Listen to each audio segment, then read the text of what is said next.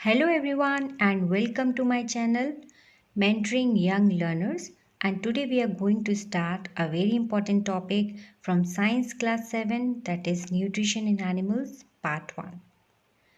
So topics to be covered in this chapter are Introduction, Heterotrophic Nutrition in Animals, Ingestion of Food in Different Organisms, Nutrition in Amoeba, Nutrition in Humans, and digestion in grass eating animals. So let's get started. So by the end of this session, you are going to understand heterotrophic nutrition in animals. So first of all, we will recall the previous knowledge, then we will understand the heterotrophic nutrition in animals. Now why nutrition is needed? Nutrition is needed for energy, right? Nutrition हमें energy के लिए चाहिए और energy हमें दिन भर के सारे काम करने के लिए चाहिए, ठीक है। अगर हम योगा कर रहे हैं तब भी हमें एनर्जी की ज़रूरत है। यदि हम सिंपली सोफे पर बैठ के टीवी देख रहे हैं तो भी हमें एनर्जी की ज़रूरत है। यदि हम पढ़ाई कर रहे हैं तो हमें थोड़ी ज़्यादा एनर्जी की ज़रूरत है। हम कुछ सोच रहे हैं तो भी हमें एनर्जी की ज़रूरत है। यदि हम सो रहे हैं तब भी हमें कुछ एनर्जी की ज़रूरत है, क्योंकि उस समय भी हमारी बॉडी के कुछ पार्ट्स, कुछ ऑर्गन्स फंक्शन करते हैं, राइट। तो हमें एनर्जी की ज़रूरत है, हमें न्यूट्रिशन की भी ज़रूरत है, राइट। सो ये न्यूट्रिशन, ये एनर्जी हमें कहाँ से मिलती है? फूड से। So food is essential for growth, development and maintenance of the body. तो एज यू कैन सी, यहाँ से हमें ग्रोथ के लिए, डेवलपमेंट के लिए और मेंटेनेंस के लिए फूड की ज़रूरत है। तो अब हम समझ गए होंगे कि फूड हमारे लिए बहुत इम्पॉर्टेंट है। अब ये खाना हमें मिलता कहाँ से है? सारे एनिमल्स को उनका खाना कहाँ से मिलता है, ये हमें जानना होगा।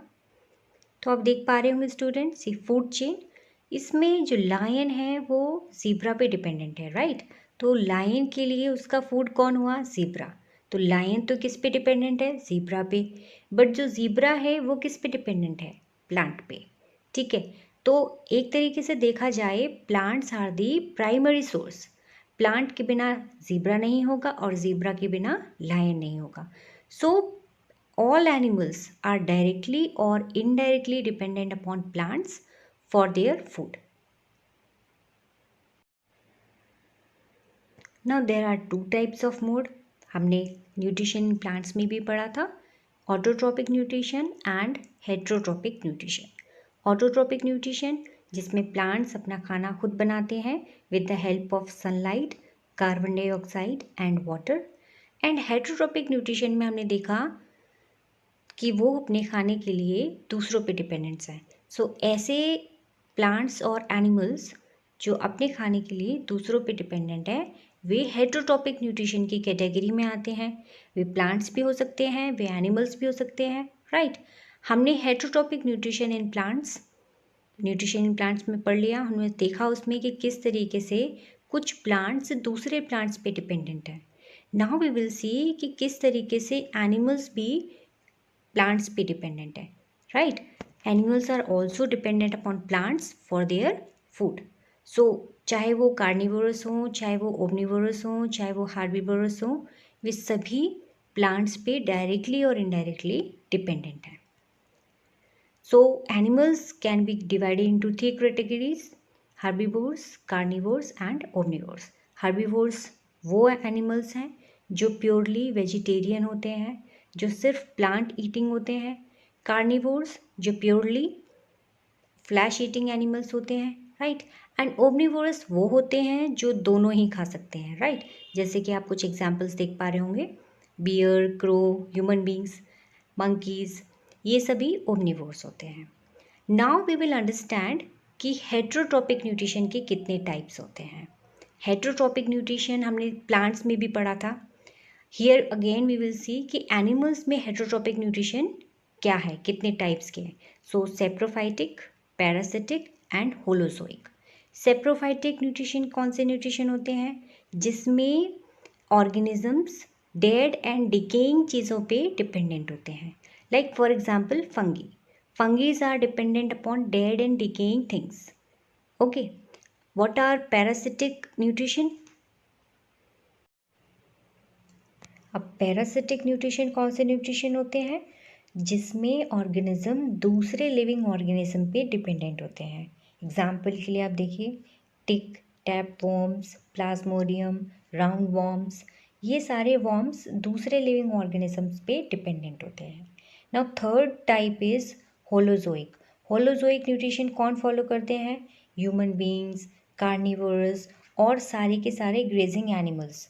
ठीक है, तो animals and human beings holozoic nutrition को फॉलो करते हैं।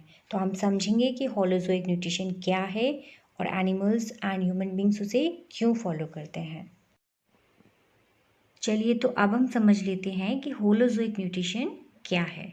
The mode of nutrition in which food is taken into the body and then broken down into simpler substances is called holozoic nutrition. So हमारे food को simpler substances में break down करना होता है। Why? Because the food which is taken by animals is in complex nutrients. ठीक है, उसमें complex nutrients होते हैं, तो उसे हम डायरेक्टली डाइजेस्ट नहीं कर सकते, इसीलिए हमें उसे ब्रेक डाउन करके सिंपलर सब्सटेंसेस में कन्वर्ट करना होता है। That is called holozoic nutrition. So complex food को सिंपल सब्सटेंसेस में ब्रेक डाउन करने की प्रोसेस और इस न्यूट्रिशन को ही हम बोलते हैं होलोजोइक न्यूट्रिशन। अब होलोजोइक न्यूट्रिशन के कुछ स्टेप्स हैं, इस प्रोसेस के कुछ स्टेप्स हैं, वो हम देख लेते हैं। कितने स्टेप्स हैं? 5 स्टेप्स हैं। Ingestion, then digestion, absorption, assimilation and egestion. Once again we will see holozoic nutrition follows ingestion first of all, that means हम फूड को लेते हैं, देन डाइजेस्ट करते हैं, डाइजेशन के बाद हमारी बॉडी उसको एब्जॉर्व करती है, एसिमुलेट करके रखती है, एंड देन जो डाइजेस्ट नहीं होता है उसे इजेक्ट कर देती है। ठीक है, so these 5 steps are very important in this holozoic nutrition. So this we will understand in our next class. So students, in this today's class you have understood about heterotrophic nutrition in animals and you have understood about holozoic nutrition. Now for more such videos, please subscribe to my channel. Thanks for watching.